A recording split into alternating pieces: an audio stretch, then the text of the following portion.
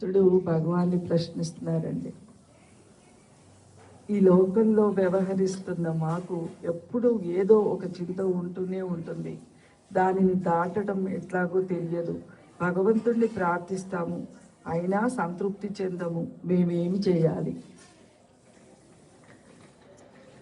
భగవాన్, ఈ సృష్టిలో ఏదో ఒక చింత మా మనసులో ఎప్పుడూ ఉంటుంది. ఏదో ఒక చింత. భక్తులు అయ్యాక ఒకవేళ సంసారంలో వచ్చే చింతలు మేము పక్కకు నెట్టేసినా మోక్షం గురించిన చింత ఉంటుందండి.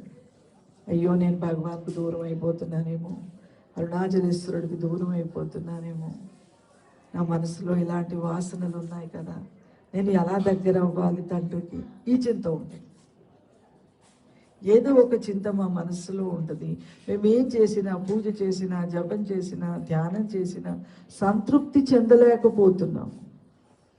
ఇది చాలు ఇంకా అని మాకు అనిపించట్లేదు తండ్రి. మేమేం చేయాలి? అరుణగిరి చుట్టూ తిరుగుతున్నాము, భగవాన్ చుట్టూ తిరుగుతున్నాము, నాన్నగారి చుట్టూ తిరుగుతున్నాము. ఏదో మాకు తోచిన పూజ జపం ధ్యానం చేసుకుంటున్నాము.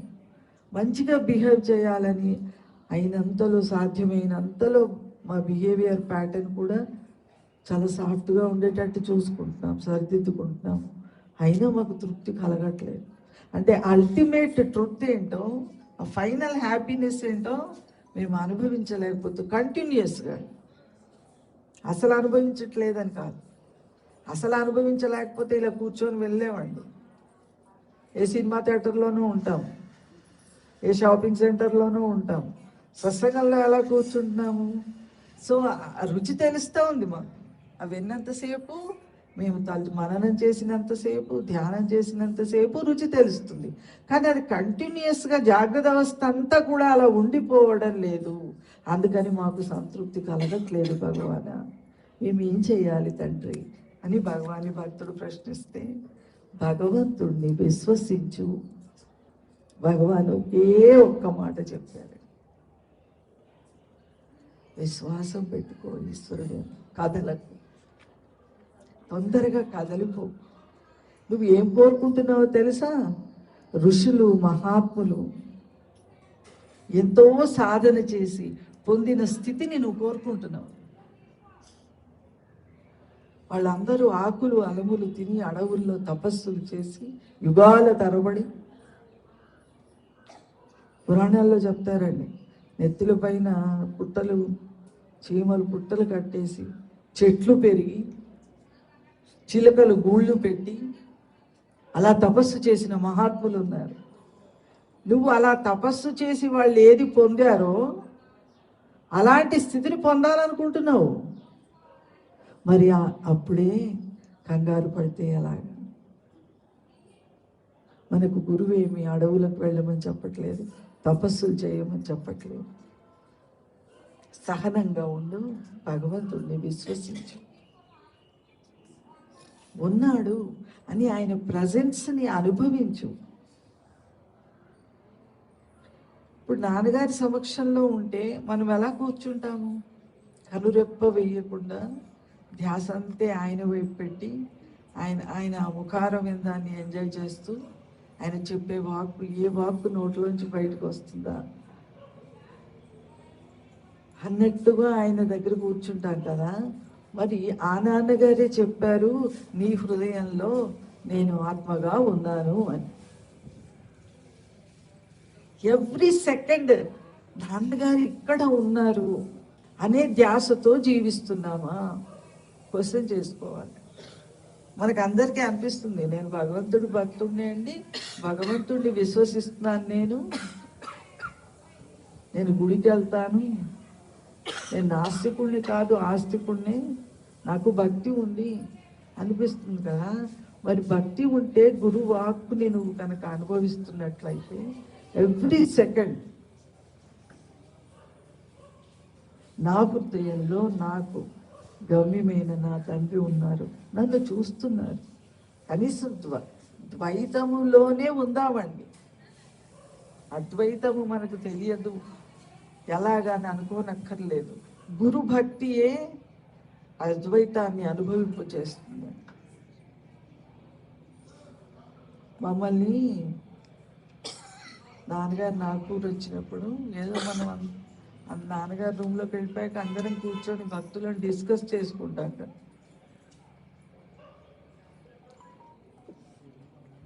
నాన్నగారు చెప్పిన వాక్కులు డిస్కస్ చేసుకుంటుంటే నేను ఒక మాట అడిగితే ఆ భక్తులు అన్నారండి, అదేంటి మీ చిక్కడపల్లి భక్తులు భక్తి కదా, మీ ద్వైతం కదా, మీరు అద్వైతం మాట్లాడుతున్నారేంటి, మీరు అద్వైతం గురించి మాట్లాడుతున్నారేంటి, మీరు ద్వైతులు, మీరు భక్తులు కదా అన్నారు. ఏమండి, గురు భక్తి ద్వైతాన్ని నుండి అద్వైతమో తెలియదు కానీ అనుభవాన్ని ఇస్తుంది. ఆ అనుభవమే అద్వైతం.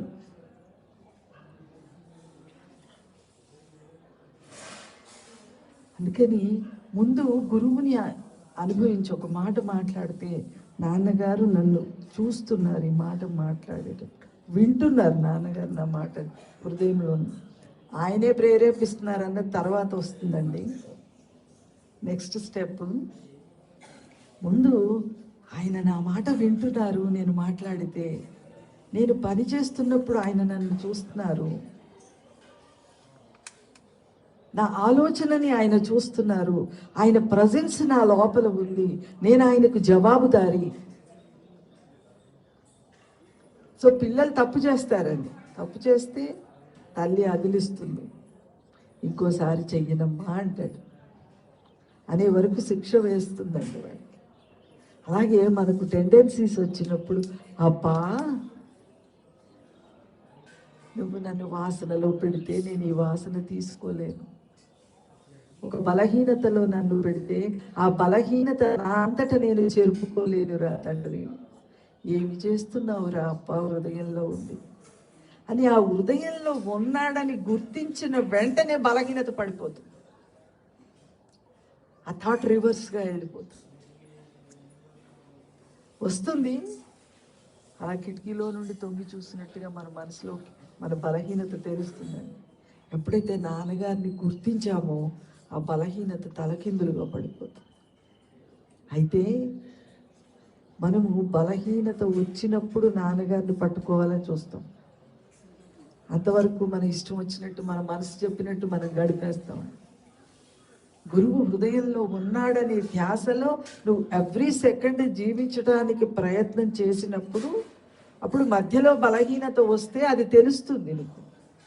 అంటే క్లీన్గా ఉన్న అద్దంలో మన ఫేస్ ఎంత క్లియర్గా కనిపిస్తుందో అంత మనస్సు కూడా క్లీన్గా, ఆ గురువును అనుభవించే మనస్సు అయితే హృదయంలో దానికి అర్థమవుతుందండి, ఓహో ఈ బలహీనత నాలో ఉంది, ఇది తొలగించుకోవాలి, నా అంతటా నేను ఇది తొలగించుకోలేను, నాకు గురు భక్తి ఇంకా అవసరము, గురువు ప్రజెన్స్ అనుభవించటం ఇంకా అవసరం.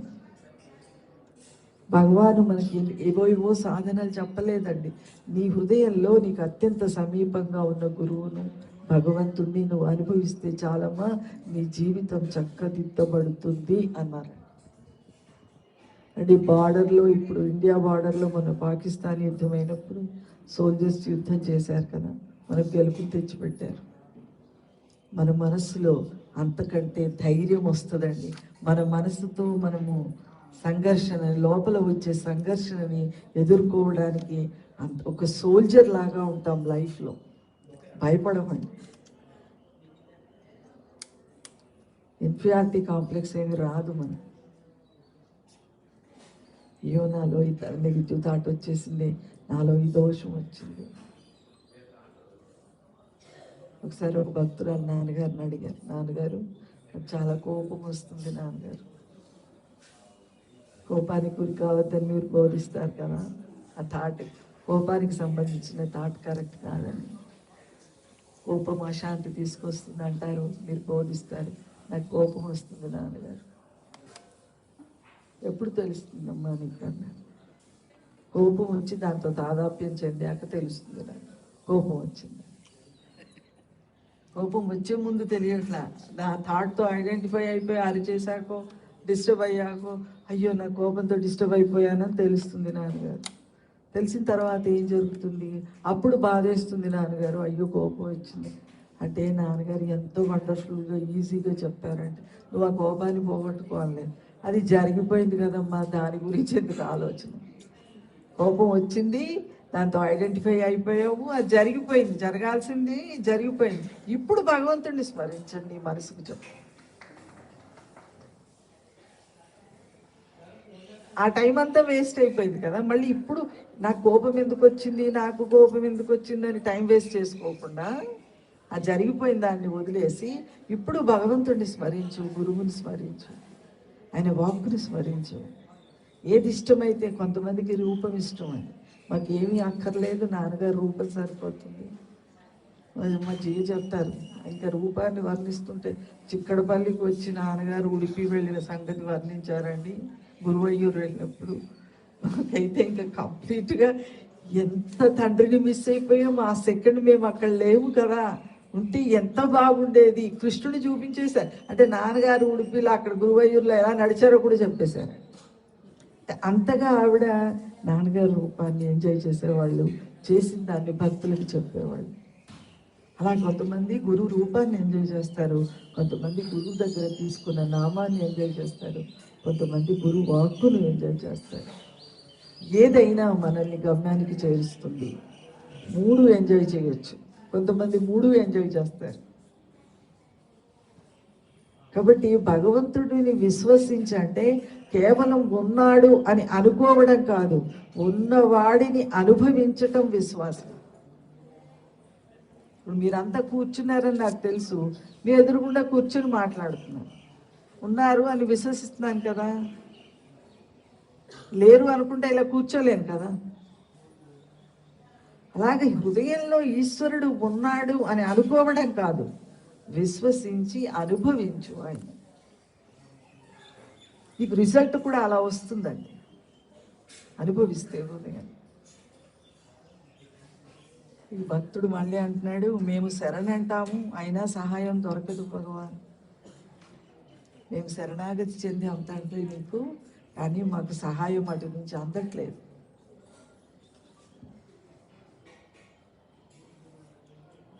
మహర్షి అంటారు, నిజమే, అయితే నీవు నిజంగానే శరణు అన్నావంటే భగవంతుడి ఇచ్చకు బద్ధుడవై ఉండాలి. నీకు నచ్చనిది జరిగితే దాని గురించి బాధపడకూడదు. శరణాగతిలో ఉన్న వైభవం ఇదండి. ఇక్కడే చాలా స్ట్రెంత్ అవసరం. మనము ఒక సంఘటన జరగకముందే దాని గురించి లైక్స్ డిస్లైక్స్ ఉంటాయండి. ఈ సంఘటన ఇలా జరగాలి, ఇలా జరగకూడదు. ఆ ఎక్స్పెక్టేషన్ వల్ల మనకు అశాంతి వస్తుంది.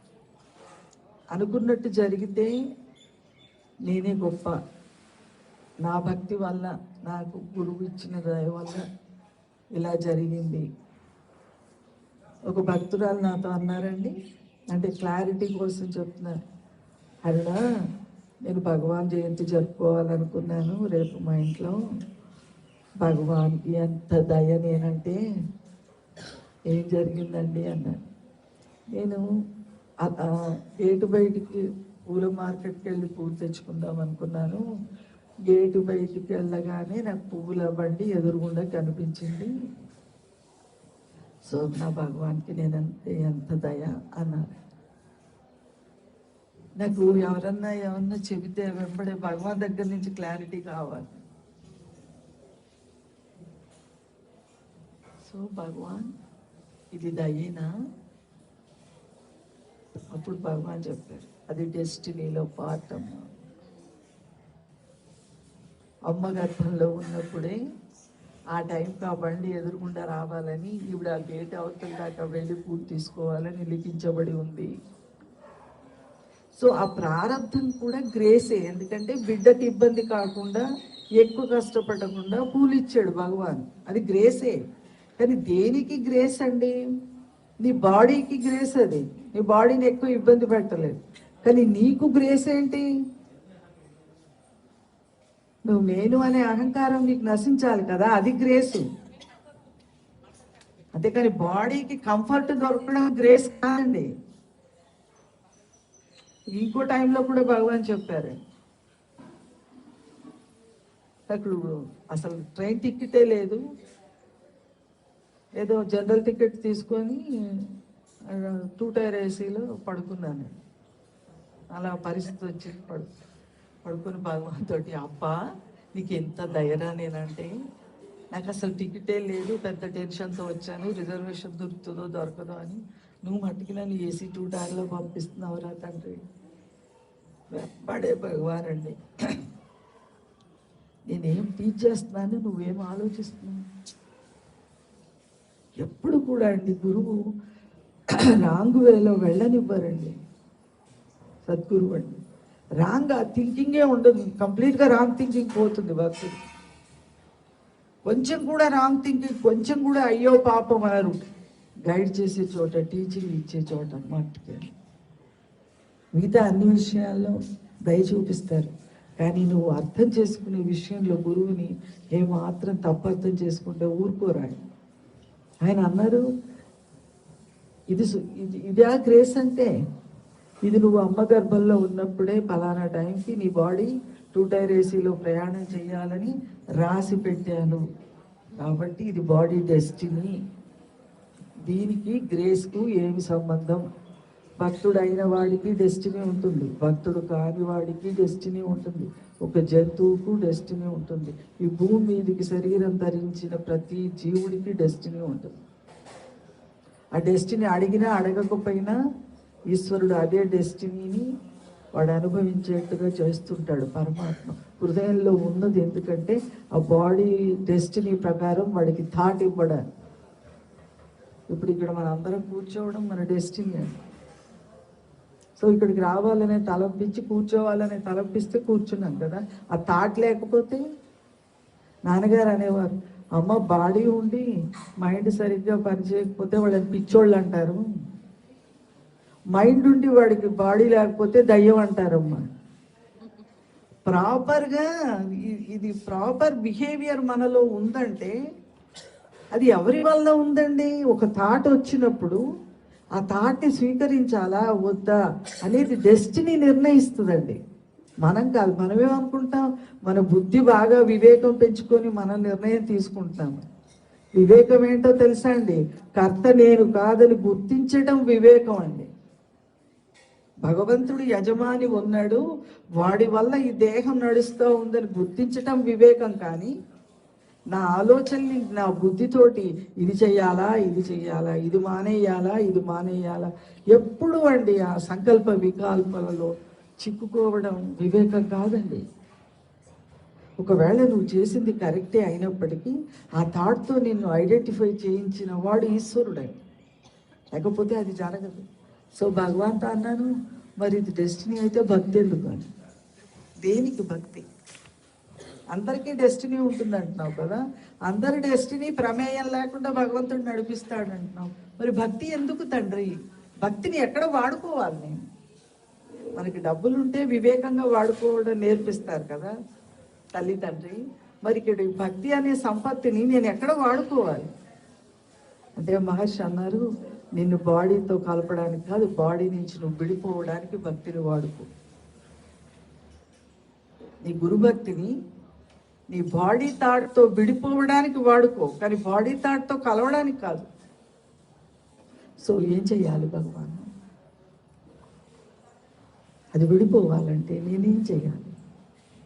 ఇప్పుడు ఈ సెకండ్ నేనేం చేయాలి? సైలెన్స్గా ఉండు, మానసిక మౌనాన్ని అనుభవించు. ఒకవేళ అది నీకు చేత కాదనుకో, నన్ను స్మరించుకో, గురువుని అంటే నన్ను స్మరించుకో అంటే నీ హృదయంలో ఉన్న సద్వస్తువుని, గురువుని స్మరించుకో. ఎందుకంటే మనసుకు ఆలోచించడం అలవాటైపోయింది. ఆలోచించే మైండ్ని సడన్గా బ్రేక్ వేస్తే కారు ఎలాగ పోతా పడిపోతుందో, బలవంతంగా మైండ్ని ఆపితే మ్యాడ్నెస్ వస్తుందటండి. ఈ వాక్ నాన్నగారు చెప్తుంది. నువ్వు ఆపలేవు ఆలోచన, స్లోగా ఆగుతాయి. నీకు నాన్నగారు వాక్కు అర్థమవుతుంటే బుద్ధిలో ఉల్లిపాయ పొరలు విడిపోయినట్టుగా, పొరలన్నీ తీసేస్తే ఉల్లిపాయ మిగలదండి. అలాగే థాట్స్ అన్నీ కూల్ అయిపోయి నేను ఆలోచించే అవసరము లేదు.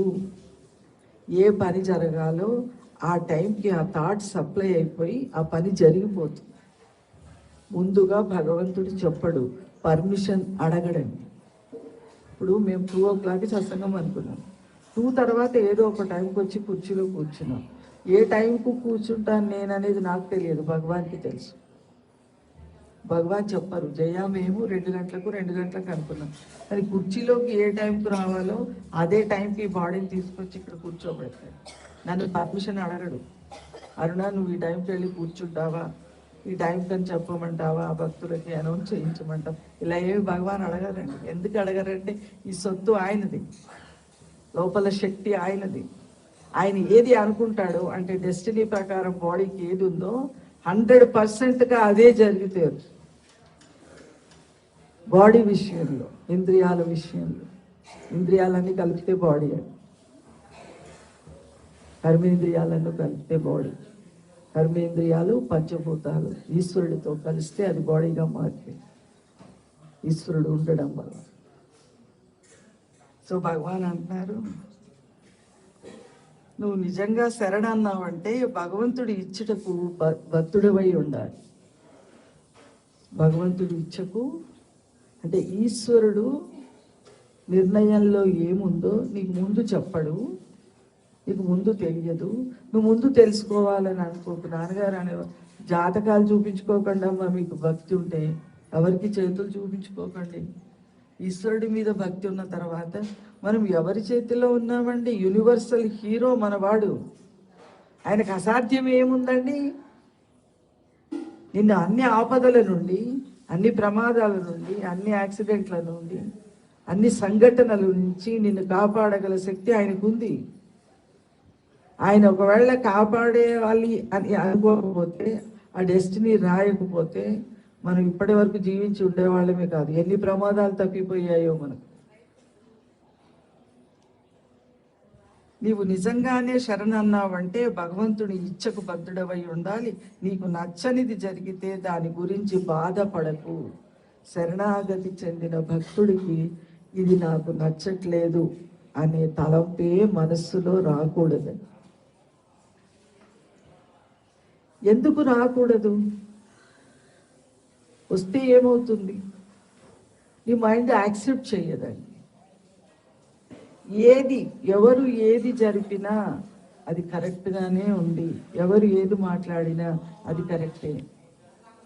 ఇంట్లో వాళ్ళు, బయట వాళ్ళు, మన చుట్టూ ఉన్నవాళ్ళు, ఎవరు ఏది చేసినా అది కరెక్టే. ఎందుకు కరెక్ట్ అంటే వాళ్ళ చేత భగవంతుడు అలా చేయిస్తున్నారు. భగవాన్ దగ్గరికి వచ్చి ఒక భక్తుడు, భగవానా మాకు సాయంత్రం ట్రైన్ ఉంది, మేము బయలుదేరుతున్నాము అని చెప్పి వెళ్ళిపోయారండి. వెళ్ళిపోతే ట్రైన్ మిస్ అయింది. మళ్ళీ వచ్చేసారు. అప్పుడు మేము వెళ్ళిపోతున్నామంటే సరి అన్నారు భగవాన్. మళ్ళీ వచ్చారు, వచ్చి ట్రైన్ మిస్ అయిపోయింది భగవాన్, సరి అయ్యో ఎందుకు మిస్ అయింది, మీరు టైంకి వెళ్ళలేదా, మీకు వెహికల్ దొరకలేదా, ఏమైంది, అలా ఏం అనలేదండి. వెళుతున్నాం భగవానా, సరి వచ్చేసాం భగవానా, సరి పెళ్లి చేసుకుంటాను భగవానా, సరి నేను పెళ్లి చేసుకోను భగవానా, సరి అలా ఎలా సరి అని ఊరకు ఉండగలిగారు భగవాన్ అంటే అరుణాచలేశ్వరుడు ఒకడు అందరి హృదయాలలో ఉండి వారి వారి ప్రారంభం ప్రకారం ఆడిస్తున్నారు. అరుణాచలేశ్వరుడికి తెలియకుండా ఏ జీవుడు కూడా ఏది చెయ్యలేడు అని భగవానికి ఖచ్చితంగా తెలుసును అనుకోండి. మనం చెప్పుకుంటున్నాము కానీ అది మనకి లోపల అందట్లేదండి. సో మనం ఎదుటి మనిషిని క్వశ్చన్ చేస్తాం, ఇలా ఎందుకు చేస్తున్నారు, అలా ఎందుకు చేస్తున్నారు, అలా ఎందుకున్నారు, ఇలా ఎందుకున్నారు. భగవాన్కి తెలుసు కాబట్టి భగవాన్ పూర్ణంగా అరుణాచలేశ్వరుడికి శరణాగతి అయ్యే ఇక్కడికి వచ్చారండి. అరుణాచల్ మధురైలో పూర్తిగా వేరుబుద్ధిపోయి నిమృత్యానుభవం వచ్చినప్పుడు భగవాన్. సో మనలో కూడా శరణాగతి చెందిన భక్తుడిలో కూడా నేను నాన్నగారి ఈ విషయంలో చెప్పేవారు. అర్జునుడు కృష్ణుడు కలిసి వెళ్తున్నారట. అలా నడుస్తున్నప్పుడు ఒక కాకి కనిపించిందట. కనిపిస్తే కృష్ణుడు అన్నాడంట, అర్జున హంస ఎంత తెల్లగా ఉంది అన్నారు. కాకిని చూపించి, అవును కృష్ణ చాలా తెల్లగా ఉంది. మళ్ళీ కొంచెం దూరం పోయిన తర్వాత హంస కనిపించింది. అప్పుడు మళ్ళీ అన్నాడట, అర్జున కాకి ఎంత నల్లగా ఉంది హంసను చూసి. అవును కృష్ణ, నిజంగా నల్లగా ఉంది. కొంచెం ముందుకెళ్ళాక అడిగాడు, అదేంటి నీకు కళ్ళు లేవా, నీకు బుద్ధి లేదా, నీకు వివేకం లేదా? నేను హంసను చూపించి కాకి అంటే నువ్వు కాకి అంటున్నావు, నేను కాకిని చూపించి హంస అంటే నువ్వు హంస అంటున్నావు, అలా ఎందుకు అర్జున అన్నాడు. అడిగితే అర్జునుడు అన్నాడటండి, కృష్ణ నువ్వు ఏది చెప్తే అదే కరెక్ట్, నేను నా మనసుతో ఆలోచించాను. నువ్వు నా పక్కన ఉన్నప్పుడు నేను సెపరేట్గా నా మైండ్ తోటి నా వివేకాన్ని నా ఆలోచన అవసరం లేదు కృష్ణ, అది నీ మీద నాకున్న నమ్మకం. కాబట్టి నువ్వు ఏది చెప్తే అదే నిజం. అలాగా భగవాను నాన్నగారు అమ్మ మీ దేహాల్లో ఉండి మీ ప్రారంభాన్ని అరుణాచలేశ్వరుడు ఆడిస్తున్నాడు అని చెప్పినప్పుడే, ఆ వాక్కు విన్నప్పుడే తక్షణమే ఎస్, నాకు అత్యంత సమీపంలో నా మనసు కంటే, నా ఇంద్రియాల కంటే, నా బుద్ధి కంటే నాకు పరమాత్మ నావాడై, నా ప్రియుడై, నా తండ్రి అయి, నా ఆరాధ్యుడై నాతో ఉన్నాడు అని గడిపే భక్తుడికి, భక్తురాలికి ఇంక లైఫ్లో ఏమీ అవసరం లేదండి. లైఫ్ ఉంటుంది, మనల్ని ఏమి ఎర్రబట్టలు కట్టుకొని సన్యాసం తీసుకోమనట్లేదు. భర్తతో ఉంటాం, పిల్లలతో ఉంటాం, అత్తమామలతో ఉంటాం, పైగా పర్ఫెక్ట్గా ఉంటాం. బాత్రూమ్ కడిగిన అది పూజే, పూజలాగా చేస్తాం పనిని. ఏ పని చేసినా, ఏ మాట మాట్లాడినా నేను ఈశ్వరుడితో, నా నాన్నగారితో మాట్లాడుతున్నాను అనే ఎరుక ఉన్నప్పుడు ఎంత సాఫ్ట్గా ఉంటుందండి నా మైండ్. అసలు రజోగుణంలో ఉండడానికి వీలే లేదండి, హృదయంలో ఉన్న పరమాత్మను అనుభవిస్తుండే. అలా నువ్వు సాఫ్ట్గా జీవిస్తున్నప్పుడు ఎప్పుడో ఒక మధుర క్షణాన నువ్వు ఆయన ఏకమై ఉన్నారు అనేది అనుభవంలో తెలుస్తుంది. అరుణ అనేది ఒక సపరేట్గా లేనే లేదు ఈ సృష్టిలో. అయితే మనకేముంటుందంటే మన చుట్టూ ఉన్న వాళ్ళంతా మన భక్తిని గుర్తించాలి, మన జ్ఞానాన్ని గుర్తించాలి. నేను ఇంత మంచిగా, ఇంత భక్తిగా జీవిస్తుంటే వీళ్ళు ఎందుకు గుర్తించట్లేదు నన్ను అని అనిపిస్తుంది. అలా కుదరదు, అలా గుర్తించరు కూడా. మీరాబాయిని గుర్తించలేదు, తుకారాంను గుర్తించలేదు, తులసీదాస్ను గుర్తించలేదు. మనం ఎవరం శ్రీరామ కూతుల్లో కూడకూడదు. వాళ్ళకంటే గొప్ప భక్తి ఉందా మనకి? ఎందుకండి గుర్తింపులు ఏం చేసుకుంటాం? పైగా అండి నాకు భగవాన్ మోక్షం ఇవ్వాలి, నన్ను ఆయనలో ఐక్యం చేసుకోవాలనుకున్నాడు అనుకోండి, వచ్చి అడగడండి, అరుణ మంచిదేనా మోక్షం ఇవ్వాలని మిమ్మల్ని అడగడు, ఇంట్లో వాళ్ళని అడగడు, భర్తను అడగడు, ఎవరిని అడగడు. ఆయన స్వయంగా జడ్జిమెంట్ తీసుకుంటాడు పరమాత్మ. ఇది నా కోసమే జీవిస్తుందా, దీనికి సృష్టి కావాలి, నేను కావాలా, ఒక్క నేనే కావాలా, ఒక్క నేనే కావాలని తప్పిస్తుంది అనుకున్నప్పుడు కలిపేసుకుంటాడు అంతే.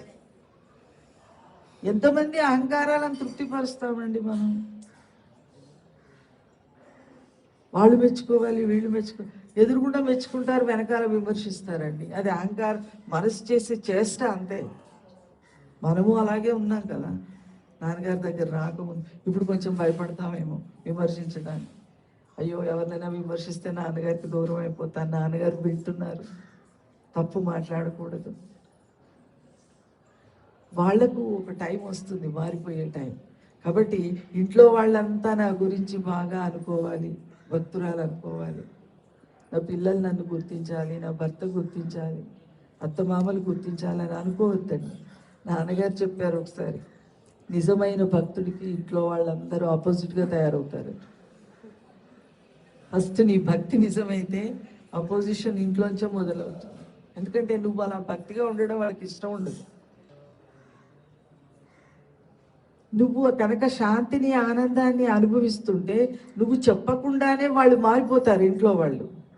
ఇది ఎందుకు ఇలా ఇంత శాంతిగా ఉండగలుగుతుంది, సమస్య వచ్చినప్పుడు ఎందుకు కదిలిపోకుండా ఉంటుంది నా భార్య, నా కూతురు, నాకు కొండంత అండలాగా మంచి మాటలు చెప్తా ఉంది, నాకు అండగా ఉంది నా భార్య, నా భర్త, నా పిల్లలు. ఎవరైతే నాన్నగారి సమక్షంలోకి వెళ్ళి ఆయన వాక్కులు శ్రవణం చేసి అది ఆచరణలో పెడుతున్నారో, కొద్దో గొప్ప వాళ్ళు కదలరండి తొందరగా. సో వాళ్ళని చూసి ఇంట్లో వాళ్ళు మారిపోతారు, వాళ్ళు నాన్నగారికి భక్తులు అవుతారు. నీ మౌనము, నీ ఆచరణ, నీ భక్తి ఎదుటి వాళ్ళను మార్చాలి, కానీ బోధించి మార్చడం సాధ్యం కాదండి. ఎంతసేపు మాటలు చెప్తే మారరు. నువ్వు ముందు ఆచరించు, నువ్వు ముందు మౌనమైపో, నువ్వు ముందు స్వీట్గా మారిపో.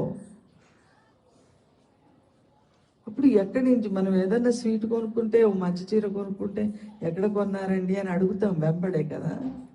నువ్వు స్వీట్గా, హ్యాపీగా, శాంతిగా మారిపోతే నిన్ను చూసి కొంతమంది కళల్లో శాంతి కనిపిస్తుందండి.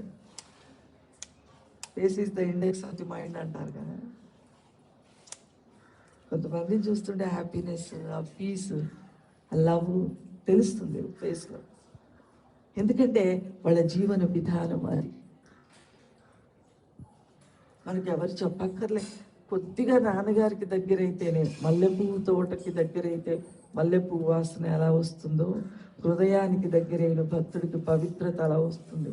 వద్దన్నా అది వచ్చి పట్టుకుంటుంది. సో ఆ ప్యూరిఫికేషన్ ఫేస్లో తెలుస్తూ ఉంటుంది. రాగద్వేషాలు ఉంటే అవి తెలుస్తాయి, మాట్లాడే మాటలో తెలుస్తుంది. వీళ్ళు ఇష్టాలతో మాట్లాడుతున్నారు. నేను భగవాన్కి చెప్పుకుంటాను, అబ్బా నా చుట్టూ ఎవరు ఉండాలో, ఎవరు నాకు స్నేహితులు అవ్వాలో, ఎవరు నాకు దూరం అవ్వాలో నాకు తెలియదురా తండ్రి. నువ్వు ఎవరితో కలిపితే వాళ్ళతో ఉంటాను, ఎవరి నుంచి విడదీస్తే ఓకే, అది శిరసా వహిస్తాను తండ్రి. నేను ఆలోచించి ఫ్రెండ్షిప్స్ చేయనండి. నాకు ఎవరు అవసరమో నా భగవానే వారిని నా దగ్గరికి పంపిస్తారు.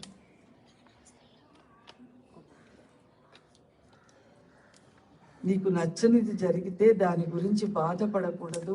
పైకి కనబడినట్టు కాక పరిస్థితులు ఇంకొక విధంగా మారవచ్చు. దుఃఖం మనుష్యుల్ని భగవంతుని వైపు తిప్పుతుంది సాధారణంగా. భగవాన్ ఏమంటున్నారంటే, దుఃఖము, ప్రతికూల పరిస్థితులు, నీలో ఉన్న సాడ్నెస్ నిన్ను భగవంతుడి వైపుకు తిప్పుతుంది. అన్యథా శరణం నాస్తి త్వమేవ శరణం మమ. అబ్బా నాకు ఈ సృష్టిలో ఎవ్వరూ లేరు రా తండ్రి. ఈ దుఃఖం నుంచి నన్ను బయటపడవేసే నాథుడే నాకు కనిపించట్లేదు. అన్ని దుఃఖాలకు కారణం అహంకారం, మమకారం. అహంకారం అంటే ఈ దేహము నేననే బుద్ధి, మమకారం అంటే ఈ దేహము నాదనే బుద్ధి. మొట్టమొదలు మనకు ఉందండి. తర్వాత అన్ని మనం ఏం చేస్తామంటే, దేహము నాదనే బుద్ధిని అలాగే పెట్టుకొని బయట వస్తువులు, మేము పట్టు చీరలు కట్టుకోవట్లేదండి, మేము నగలు వేసుకోవట్లేదు, మేము నార చీరలు కట్టుకున్నాము, మేము ఎర్రబట్టలు కట్టుకుంటున్నాము, మేము చాలా వైరాగ్యంగా బతుకుతున్నాము. అది వైరాగ్యం కాదండి, ఆవిడకి డెస్టినీలో అది ఉంది కాబట్టి అది కట్టుకోండి. నాన్నగారు అనేవారు, ఎర్ర బట్టలు కట్టుకునే వాళ్ళకి ఒక నేను ఉంటుందమ్మా, తెల్ల బట్టలు కట్టుకునే వాడికి ఒక నేను ఉంటుంది. ఆవిడ వాళ్ళు ఎర్రబట్టలు ఎందుకు కట్టుకున్నారంటే నేను పోగొట్టుకోవడానికి. అంతేకాని గృహస్థాశ్రమంలో ఉన్నవాడికి మోక్షం రాదని ఏ పుస్తకంలో లేదండి. నాన్నగారి దగ్గరికి ఒక భక్తురాలు వచ్చారు, చించినాడు. ఆవిడ విష్ణు భక్తురాలు. పొద్దున, మధ్యాహ్నం, సాయంత్రం విష్ణు పూజ చేయడం, విష్ణువుని అలంకరించుకోవడం. ఇస్కాన్ భక్తులు కూడా చేస్తారండి, కృష్ణుడిని అలంకరించుకొని కృష్ణుడికి ఉయ్యాలలు. ఏమంటే దేవుణ్ణి అలంకరించుకొని కూడా మోక్షం పొందొచ్చు. అభయారు అలాగే పొందిందండి కృష్ణుడు. ఇంకేం పని లేదు ఆవిడకి, అదే పని. కృష్ణుడి కోసమే పూల మొక్కలు పెంచే, కృష్ణుడి కోసమే మాలలు అల్లుకునేది, కృష్ణుడికి 3 పూటలా బట్టలు మార్చుకునేది. అలా చూసి ఆనందించారు ఆయన. ఈవిడ ఆకలి, ఈవిడ అవసరం, ఈవిడ ఏం కట్టుకుంటున్నదో ఆవిడ గుర్తొచ్చేది కాదు. అలా ఉంటే మోక్షం వస్తుంది మనకు కూడా. సో ఆవిడ వచ్చారు, వచ్చి ఏమన్నా నాన్నగారికి చెప్పుకున్నారండి రూమ్లోకి వెళ్ళి. బయట ఆవిడ వెళ్ళిపోయాక మాకు నాన్నగారు చెప్పారు ఈ విషయం. ఆవిడ నాన్నగారు ఏం చెప్పారంటే, నాన్నగారు నేను బంగారం వేసుకోవడం మానేశాను, బంగారు గాజులు తీసేశాను, బంగారం వేసుకోవట్లేదు. నేను 3 పూటలా విష్ణుమూర్తికి పూజ చేసుకుంటాను, విష్ణు సహస్రనామం చదువుకుంటాను, నైవేద్యాలు పెట్టుకుంటాను 3 పూటలా. ఇవన్నీ చేసి నాకున్న కోరిక ఏంటంటే, నేను చనిపోయిన తర్వాత విష్ణుమూర్తి స్వర్గంలో ఉంటారని చెప్తారు కదా, నేను విష్ణుమూర్తి దగ్గరికి వెళ్ళిపోవాలి. ఇవన్నీ చేయడం వల్ల విష్ణుమూర్తి దగ్గరికి వెళ్ళిపోవాలి. మీ భక్తుల సత్సంగానికి వెళ్తే ఏమీ లేదు, స్వర్గం అబద్ధం, నరకం అబద్ధం, పుట్టుక అబద్ధం, చావు అబద్ధం, ఉన్నది ఒక్కటే అని చెప్తున్నారు నాన్నగారు. ఈ స్వర్గం అబద్ధం అనేసరికి నాకు కంగారు వచ్చేసి, నేను ఇప్పుడు చేసేదంతా స్వర్గం కోసం చేస్తున్నాను. నేను స్వర్గానికి వెళ్తానా వెళ్ళనా అని ఆవిడ ప్రశ్నించారటండి రూమ్లో. నాకు భయం వేస్తుంది నాన్నగారు. అంటే నువ్వు బయటికి రామన్నారు, బయట తెచ్చి కూర్చున్నాక అందరిలో బోధించారండి ఆవిడ. నువ్వు వెళ్తావు, కంగారు పడకు, నీ కోరిక బలీయంగా ఉంటే నువ్వు స్వర్గంలో వెళ్ళిపోయి కూర్చుంటావు అని చెప్పారు. ఆవిడ ఆనందపడి వెళ్ళిపోయారండి. వెళ్ళిపోయిన తర్వాత మధ్యాహ్నం భక్తి ఇచ్చేశారు. అమ్మ ఆవిడ పొద్దున్నొచ్చిన ఆవిడ స్వర్గానికి వెళ్తానంటున్నారు కదా, వెళుతుంది, కానీ మళ్ళీ రిటర్న్ వచ్చేస్తుందమ్మా. ఆ స్వర్గంలో ఎంతోసేపు కూర్చొనియరు. ఇప్పుడు నేను పూజ చేస్తున్నాను, నేను నైవేద్యాలు పెడుతున్నాను, నేను బంగారం వేసుకోవడం మానేశాను, నేను వైరాగ్యంగా ఉంటున్నాను, నేను నేను నేను అంటుంది కదా, దేగతమైన నేను. ఆ నేనుకే పుణ్యం కూడా ఇస్తాడు భగవంతుడు. ఇచ్చి ఊరుకోడు. ఆ స్వర్గంలో కొంతసేపు ఆ పుణ్యం ఖర్చు అయ్యేంత వరకు ఉంచేసుకొని మళ్ళీ ఒక బాడీ ఇచ్చేసి భూమి మీదకి పంపి చేతులు దులిపేసుకుంటాడు. అయిపోయింది. ఆవిడకి నాకేం సంబంధం. అంతే కదా, మన జేబులో ఎంత డబ్బు ఉంటే అంత మార్కెట్కి వెళ్ళి మనం వస్తువులు తెచ్చుకుంటాం. అలాగే ఎంత పుణ్యం ఉంటే అంత పుణ్యం స్వర్గంలో అనుభవిస్తావు. కానీ మళ్ళీ భూమి మీదకి రావాల్సిందే అండి. పుణ్యము దేహరహిత స్థితిని, జన్మరహిత స్థితిని తెచ్చిపెట్టదు పుణ్యం అని నాన్నగారు అన్నారు. అది వైరాగ్యం కాదమ్మా. ఇది కట్టుకోలేదు, అది కట్టుకోలేదు, ఇది తినట్లేదు, అది తినట్లేదు, ఇలా ఉంటున్నాను, అలా ఉంటున్నాను అనుకోవడం వైరాగ్యం కాదు. ఎందుకు కాదంటే అలా ఉండాలని నీకు నిర్ణయించిన వాడు విష్ణుమూర్తి. నువ్వు విష్ణు పూజ చేయాలని నిర్ణయించిన వాడు ఎవరు? విష్ణుమూర్తి. విష్ణువుకి నైవేద్యం పెట్టాలని పెడుతున్నప్పుడు నీ ప్రాణం పోకుండా నీ దేహాన్ని కాపాడిన వాడు ఎవరు? విష్ణుమూర్తి. నువ్వు శవమైతే పూజ చేయలేవు కదా, శవమైతే నైవేద్యాన్ని వండలేవు కదా. నీ శ్వాసన ఆడించేవాడు లోపల ఎవరు? విష్ణుమూర్తి. ఈ విషయం నువ్వు గ్రహించకుండా, విష్ణుమూర్తి ఉండడం వల్ల దేహంలో పని జరుగుతుందనే విషయం గ్రహించకుండా నేను చేస్తున్నాను అనుకుంటున్నాను. సో ఆ నేనుకు పుణ్యం ఇచ్చేస్తారు. పైగా ఆయన నిర్ణయించాడు కాబట్టి చేస్తున్నావు. ఇది వైరాగ్యం ఏంటి? ఆయన నిర్ణయంలో ఉంది కాబట్టే నీకు బంగారం వేసుకోవాలనే ఆకర్షణ రావట్లేదు కాబట్టి తీసేసావు. నీకు బంగారం పట్ల బలీయంగా తలంపు వస్తూ ఉంటే నువ్వు ఆపగలవా?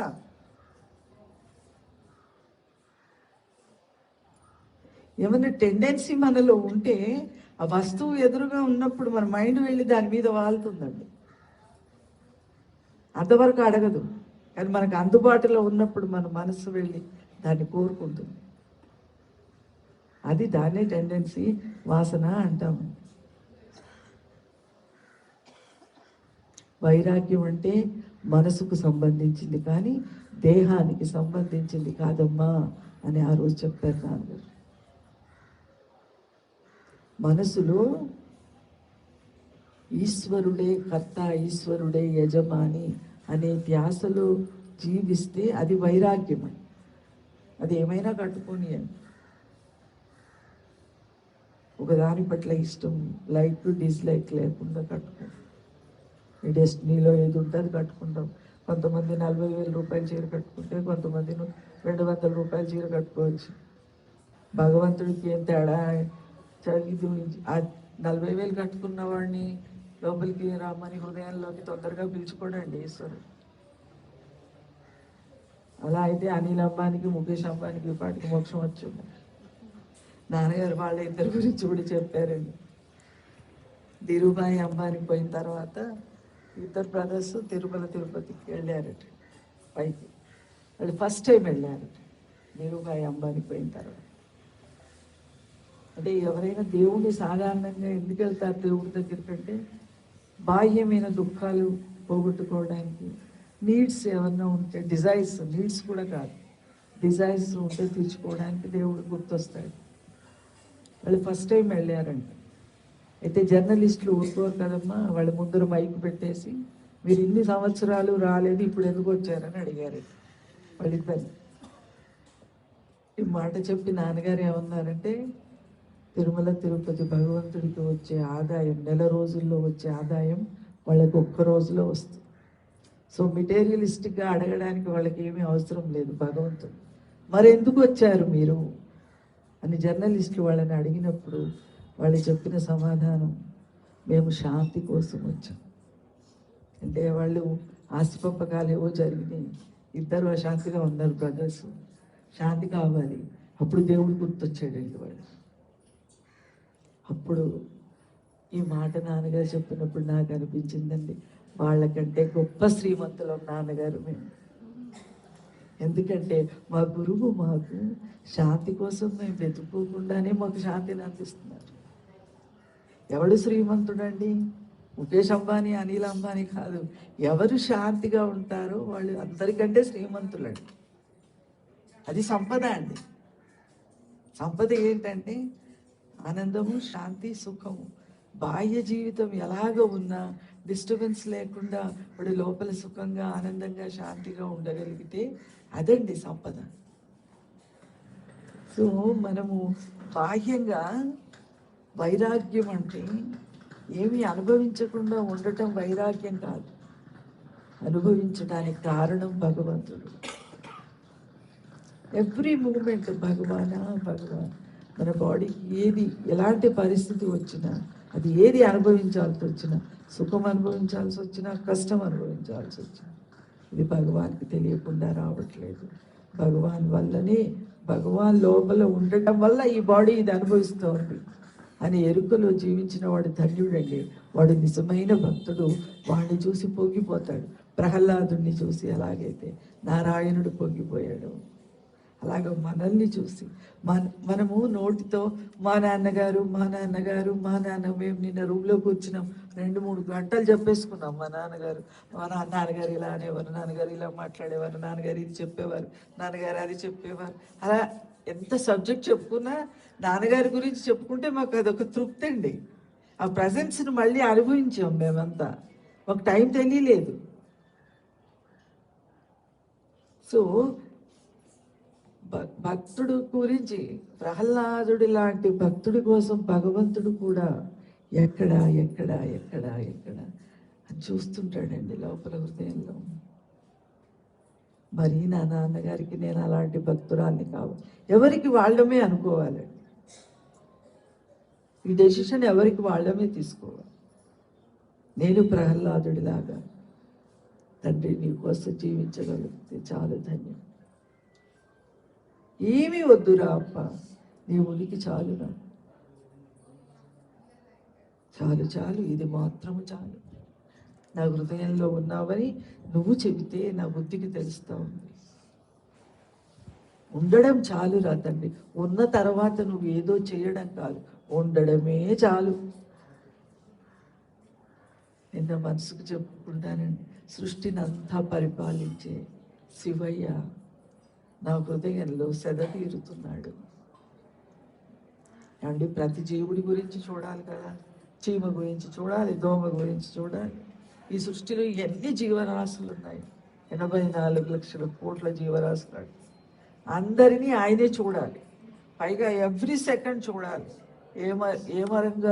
ఏమరిచి ఆయన నిదురించడానికి వీల్లేదు.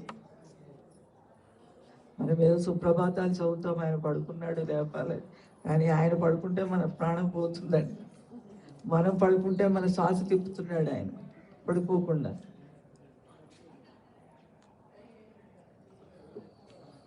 సో నా మనసుకు చెప్పుకుంటాను, మనసా శివయ్య లోపల సెద తీరుతున్నాడు నా హృదయం. నువ్వు అల్లరి చెయ్యకే మనసా. ఒక తలంపులతోటి వేగిపోకు.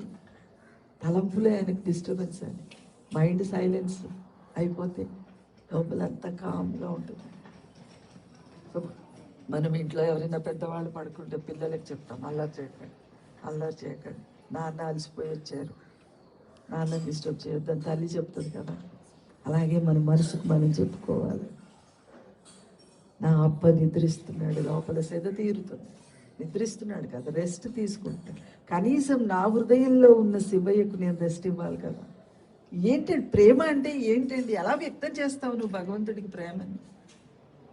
ఆయనకు పళ్ళు కావాలా, ఆయనకు ప్రసాదాలు కావాలా, ఆయనకు పుష్పాలు కావాలా? అవన్నీ ఆయన ఇచ్చినవే కదా. ఆయన ఇచ్చినవే. ఆయన నాన్నగారు చెప్పేవారు, బెల్లం వినాయకుడిని గిల్లి బెల్లం నైవేద్యం పెట్టినట్టుగా ఉన్న బెల్లంతో వినాయకుడు బొమ్మ చేశాడు భక్తుడు.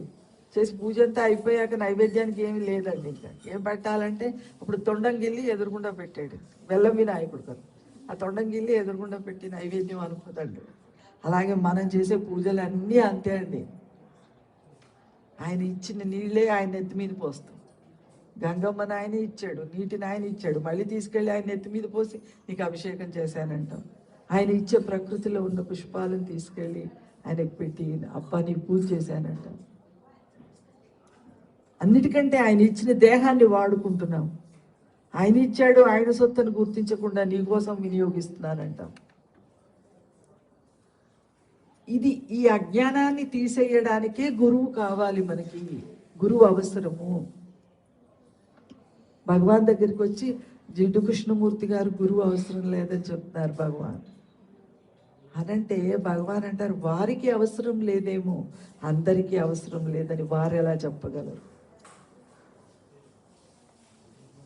సో నా జీవితంలోకి నా గురువు ప్రవేశించాడంటే నా గురువు అవసరమే కాబట్టే వచ్చాడు. గురువు అవసరం లేకుండా భగవాన్ లాంటి వాళ్ళు, మహాత్ములు, షిరిడి సాయి లాంటి వాళ్ళు, రామకృష్ణుడి లాంటి వాళ్ళు, వాళ్ళ అవతార పురుషులండి. వాళ్ళని మనల్ని తరింప చేయడానికి వచ్చారు కాబట్టి వాళ్ళకి గురువు అవసరం లేదు. అయినా అవతార పురుషుల రాముడైనా, కృష్ణుడైనా, భగవాన్ అయినా నాకు అరుణాచలేశ్వరుడు గురువు అని ఈ సృష్టిలో భగవాన్ ఎంత అందంగా చెప్పారు.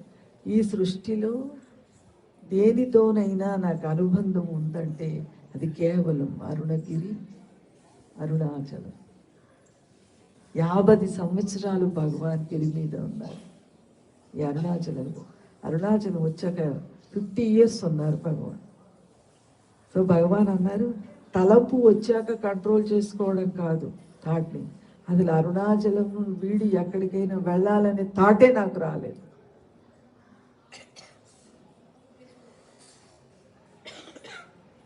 భగవాన్ దగ్గరికి ఒక భక్తుడు ఇచ్చి, భగవాన్ కొత్తగా కారు కొన్నాను కూర్చోరా మీరు అని అంటారు. అదే భగవాన్ అంటారు, ఆల్రెడీ ఇది ఒక కారులో కూర్చొని ఉంది బాడీలో జీవుడు, మళ్ళీ ఈ కార్ను తీసుకెళ్ళి ఇంకో కారులో కూర్చోబెడతావా? సో ఇదొక వెహికల్ లాగా భావించారండి, వాడుకున్నారు. భగవంతుడు ఇచ్చిన ఇన్స్ట్రుమెంట్ లాగా వాడుకున్నారు దీన్ని. మనము బాడీ మైండ్ భగవంతుడు ఇచ్చిన 2 ఇన్స్ట్రుమెంట్స్ అండి. మన ఇంట్లో ఏదైనా ఏసీ ఉన్నా, ల్యాప్టాప్ ఉన్నా, ఇంకోటి ఏదైనా వస్తువు ఉంటే దాన్ని మ్యాక్సిమం మనకి ఉపయోగించుకోవడానికి వాడుకుంటాం, దాన్ని కేర్ఫుల్గా వాడుకుంటాం. లాంగ్ లైఫ్ ఇవ్వాలి, అది పాడవ్వకూడదు అని దాన్ని వాడుకుంటాం కదా. అలాగే ఈ బాడీ మైండ్ అనే 2 ఇన్స్ట్రుమెంట్స్ని భగవంతుడిని పొందడానికి, అనుభవించడానికి వాడుకోవాలి. ఆ ఆడుకునే ప్రయత్నంలో జీవితం, పిల్లలు, సంసారం అన్నీ జరిగిపోతూ ఉంటాయి ఆటోమేటిక్గా.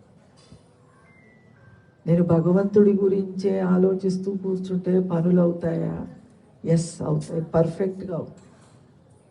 ఎందుకంటే చేసేవాడు భగవంతుడైనప్పుడు జీవుడు చేసిన దానికంటే పర్ఫెక్ట్గా జరుగుతుంది ఆ పని. నువ్వు ఆలోచించకుండా నువ్వు ఒకసారి అనుభవించి చూడు, నీకే తెలుస్తుంది కదా. ఎవరో చెప్పక్కర్లేదండి. భగవంతుడే పని చేసేవాడైతే, అంటే మేము అన్నం వండకూడదా అంటే అన్నం అయిపోతుందా, మాకు రెడీగా భోజనం వస్తుందా అంటే అది కాదు. ప్రాపర్గా అర్థం చేసుకోవాలి. నీకు అన్నం వండే టైంకి, ఆకలి అయ్యే టైంకి అన్నం వండాలనే థాట్ వచ్చి అన్నం వండుకుంటావు నువ్వే. ఆ బాడీయే ఫోర్స్ఫుల్గా వెళ్ళి ఆ పని చేస్తుంది, ఫోన్ చేస్తుంది.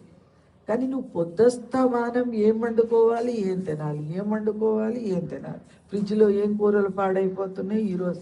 ఎప్పటి నుంచి ఆలోచన అండి, పొద్దున్న లేచినప్పటి నుంచి ఆలోచన, ఈరోజు ఏం వండుకోవాలి, ఏం వండుకోవాలి. నీ మైండ్లో ఉన్న శక్తిని ఎంత వేస్ట్ చేస్తున్నావు నువ్వు, ఎనర్జీని. అనిపిస్తుందండి, అమ్మో డబ్బుని ఎలా పదిలంగా దాచుకుంటాము. మన దగ్గర ఉన్న డబ్బుని కూరగాయల మార్కెట్కి వెళ్ళి ఎంత 1/2 కిలో వంకాయలంటే 20 రూపాయలంటే 100 తీసుకో ఇచ్చే అనం కదా. 20 అంటే వాడిని 15 అడుగుతాం మనం. అంతగా బేరం చేస్తాం, మన స్వభావం అదే. మరి నీకు మానసిక శక్తి ఒక ధనం అండి లోపల, ఎనర్జీ. అది నీకు భగవంతుడిచ్చే ఎనర్జీ. మనసు అనేది ఎనర్జీ బాంబ్ అండి అది లోపల. ఆ మనసుని ఊరికే అన్నిటికీ పనికిరాని పనులకు అన్నిటికీ థాట్స్ తెచ్చుకొని ఇదేం వండుకోవాలి, అదేం వండుకోవాలి, ఇదేం చేయాలి, ఇదేం కట్టుకోవాలి, అదేం కట్టుకోవాలి. అది ఇప్పుడు నీకు ఎనర్జీ అని గుర్తించకుండా ఎనర్జీగా ఎలా మారుతుంది? అది సైలెన్స్గా ఉంచామనుకో, అనవసరమైన థాట్స్ లేకుండా మనసుకు చెప్పాలి, భగవాన్ నీకు ఏది తినాలో రాసి పెట్టాడు అదే తింటాం. వండుకునేటప్పుడు అప్పుడు ఆలోచించి, ఒక థాట్ సరిపోతుంది. వండుకోవాలని ఒక థాట్ సరిపోతుందండి. పొద్దుస్తమానం దానికోసమే థాట్స్ ఎందుకు? నువ్వు బయటికి వెళ్ళాలి, ఏదో పని చేసుకోవాలి. వెళ్ళే డెస్టినీలో ఉంటే బాడీ వెళ్తుంది, పని చేసుకుంటుంది. డెస్టినీలో లేకపోతే వెళ్ళదు. మిగతా టైం ఏం చేయాలి? మిగతా టైం సైలెన్స్నైనా అనుభవించే లోపల. మైండ్లో భగవాన్ ఒక చోట భాషణాల్లో చెప్తారు ఏమంటే, నీ మనస్సులో ఒక తలంపును ఆపడానికి ఒక క్షణము నువ్వు ప్రయత్నం చేస్తే, ఎఫర్ట్ చేస్తే, అంటే భగవంతుడు ఉన్నాడని చూపించైనా, లేక బాడీ మైండ్ నీది కాదని చెప్పైనా, జ్ఞానపరంగానైనా చెప్పు, భక్తి పరంగానైనా నీ మనసుకు నువ్వు చెప్పుకో, నువ్వు ఆలోచించే అవసరం లేదని. నువ్వు ఒక్క థాట్ని ఆపితే కొన్ని జన్మలు కాలిపోతాయటండి సంచితంలో ఉన్నాయి. ఎన్ని జన్మల సంచితము ఉంది మనకి ఇంకా రిజర్వ్, ఎంత ఉందో తెలియదు. కానీ అది కాల్చుకోవడం నీ చేతిలో ఉందంటున్నారు భగవాన్. నువ్వు తలంపును ఆపమని కూడా చెప్పలేదు భగవాన్. ఆపడానికి 1 సెకండ్ ప్రయత్నం చేస్తే, అలాగే ఒక థాట్ని వదిలేస్తే కొన్ని జన్మలు పెరిగిపోతాయి. అంత ప్రమాదం మైండ్ను వదిలేస్తే. మనకి ప్రమాదం తెలియట్లేదు. నాన్నగారు అనేవారు, అమ్మా నువ్వు కనుక భగవంతుడి రియలైజేషన్ పొందకుండా ఈ భూమి మీద నుంచి వెళ్ళిపోతే your loss is very great అని. చాలా లాస్ మీకు, అది తర్వాత తెలుస్తుంది.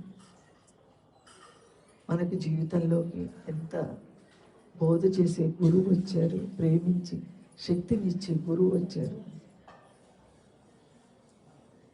ట్యూబ్ లైట్ నాన్నగారు చెప్పేవారు, ట్యూబ్ లైట్ ఉన్నప్పుడు ట్యూబ్ లైట్కి పసుపు కుంకుమ వేసి పూల దండలు వేయకండి. బల్బుకి కరెంటుతో చేసుకోవాల్సిన పనులన్నీ చేసేసుకోండి. మోటార్ వేసి నీళ్ళు నింపుకోవడం, గ్రైండ్ చేసుకోవడం, ఊబర్తో ఇల్లు ఊడ్చుకోవడం, ఇలాంటివి చేసుకోండి. అంటే కరెంటుతో ఉపయోగించే పనులన్నీ. ఎందుకంటే ఎప్పుడో సడన్గా కరెంట్ ఆగిపోయాక నువ్వు లైట్ను పూజించుకుంటూ కూర్చుంటే కరెంట్ ఆగిపోతే ఏం చేస్తావు? అలాగే పూజలు పునస్కారాల గొడవల్లో పడి, పాద పూజల గొడవల్లో పడి మీ పని ఆపేసుకోకండి అమ్మా.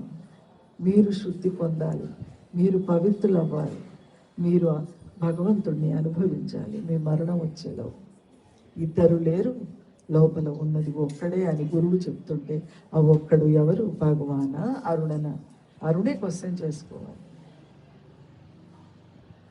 ఇక్కడ ఒకటే కుర్చీ ఉందనుకోండి, నాన్నగారు నేను ఇద్దరు నిల్చొని ఉన్నాను, నాన్నగారు కూర్చోండి అని నేను కుర్చీలో కూర్చొని అడిగితే నాన్నగారు ఎక్కడ కూర్చుంటారు? నువ్వు ఆల్రెడీ కూర్చున్నావు కదా. నాన్నగారు కూర్చోవాలంటే నువ్వు అది ఖాళీ చేయాలి.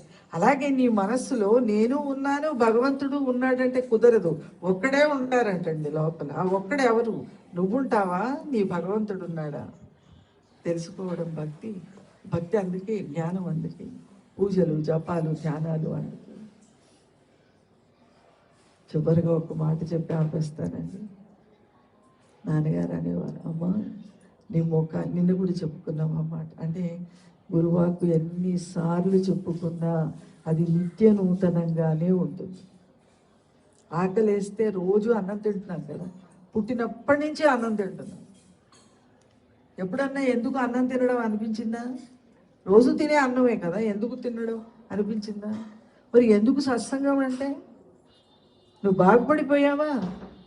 నీ పని అయిపోయిందా? నీలో ద్వైతం పోయిందా? నీలో పూర్ణ శరణాగతి వచ్చిందా? కాబట్టి గురువాకు నిత్య నూతనంగా ఉంటుందండి. ఎన్నిసార్లు స్మరించుకున్నా, ఎన్నిసార్లు చెప్పుకున్నా సరిపోదు. నాన్నగారు చెప్పేవారు, మా అమ్మ సత్సంగాలు మానకండి అమ్మ. మన బాడీకి బి కాంప్లెక్స్ టాబ్లెట్ ఎలా పనిచేస్తుందో సప్లిమెంట్, మైండ్కి సత్సంగం అలా పనిచేస్తుంది. ప్రేమతో నీ నామ మాలించు భక్త భక్తుల భక్తుగా బ్రోహుము అరుణాచల అంటారు భగవాన్ అక్షరమణ. నీకు డైరెక్ట్గా భక్తుడిగా ఉండే అర్హత నాకు లేకపోతే నీ భక్తులుగా ఉండే అర్హత నాకు ప్రసాదించు. అంటే భక్తుల పాదపద్మాల పట్ల, భక్తుల ఉనికి పట్ల, భక్తుల అసోసియేషన్ పట్ల. ఊరికే దొరకదండి భక్తుల సహవాసం. మనకి ఇక్కడికి వస్తే తెలియట్లేదు. ఆ స్వామి రామదాస్ చెప్తారు, అందరినీ ఎందుకు కలుపుతాడు, అందరూ ఒక చోట కూర్చొని రామనామం ఎందుకు చేయాలంటే మన మనసులో హెచ్చు తగ్గులు ఉంటాయంటే పవిత్రత విషయంలో. అంటే ఒక భక్తుడు చాలా పవిత్రుడై ఉంటాడు, ఒక భక్తుడికి అంత పవిత్రత లేకుండా ఉండొచ్చు. సో అందరినీ ఈక్వల్ చేయడానికి ఆ వైబ్రేషన్స్ వాళ్ళ మీద పనిచేస్తాయి. భక్తుల మధ్యలోనే కూర్చుంటే వైబ్రేషన్స్ పనిచేసినప్పుడు అరుణాచలేశ్వరుడిది, నాన్నగారి వైబ్రేషన్, భగవాన్ వైబ్రేషన్ పనిచేయకుండా ఉంటుంది. అందుకని నాన్నగారు అంటారు, మీ ముఖానికి ఉన్న పౌడర్ నలగకుండా మీ జ్ఞానం వచ్చేస్తుందమ్మా. అంత ఈజీ భగవంతుడిని పొందడం. ఈ సృష్టిలో అన్నిటికంటే ఈజీ ఏంటంటే దేవుణ్ణి పొందడం, అహంకారాన్ని పోగొట్టుకోవడం, ఈశ్వరుణ్ణి పొందడం.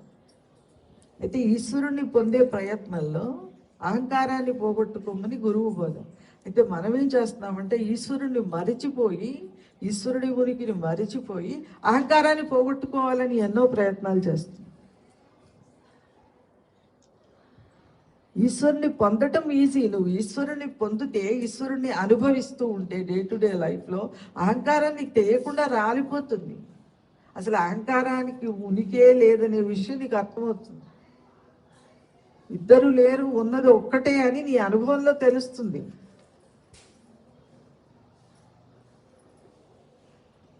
హృదయ కుహర మధ్యే కేవలం బ్రహ్మమాత్రం అహమహమితి సాక్షాదాత్మరూపేణ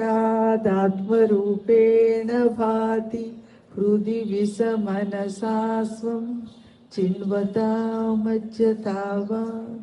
పవన చలన రోధాత్ ఆత్మనిష్టో భవత్వం. ఇంతసేపు నేను నాన్నగారిని స్మరించుకోవడానికి మీరందరూ నాకు అవకాశం ఇచ్చారండి. So thank you very much, thank you so much. నాన్నగారు love you, love to all. అంటే అది ఒక్కోసారి ఆ ప్రేమ బయటికి పొంగి వచ్చేదండి నాన్నగారు. వర్డ్స్లో చెప్పాల్సిన అవసరం లేదు, కానీ భక్తుల్ని చూసి ఆయన ఆనందపడి పొంగిపోయేవారు. పొంగిపోయి మాట వర్డ్స్లో చెప్పేసేవారు, love you all, love to all అని. సో మనందరం కూడా అలా ప్రేమ కలిసి ఉండి జీవితాన్ని అండి అందరిది ఒకే గమ్యం కాబట్టి అందరూ ఒకే గమ్యాన్ని చేరుకోవాలి. కాబట్టి ఒకళ్ళకొకళ్ళ సపోర్ట్గా ఉంటూ గురువుని స్మరిస్తూ ఆ ఇన్నర్ పీస్ని ఎంజాయ్ చేద్దాం. Thank you so much.